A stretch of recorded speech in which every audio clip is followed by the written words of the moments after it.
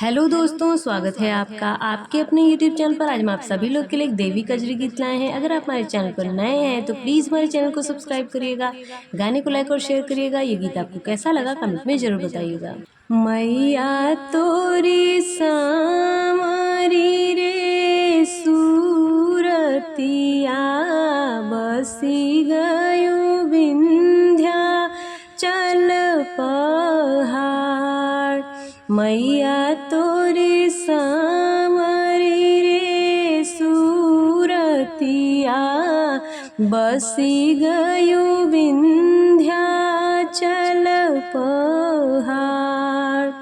के हो चढ़ावई नरियर चुनरी के हो गले कहार। सांवरिया के हो गले कहार। मैया तोरी सांवरी रे सूरतिया बसी गयो विंध्याचल पहाड़। राजा चढ़ावई नरियर चुनरी रानी गले कहार। सांवरिया रानी गले कहार।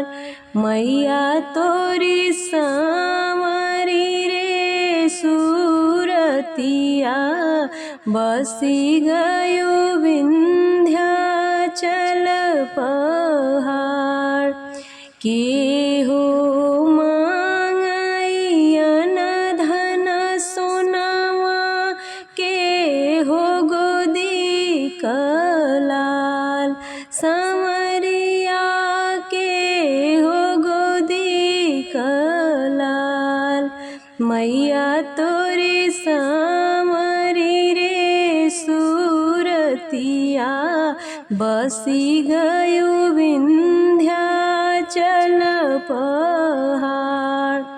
राजा मांगई अन धन सोनावा रानी गोदी कलाल। सांवरिया रानी गोदी कलाल। मैया तोरी सांवरी रे सूरतिया बसी गयो विंध्याचल पहाड़।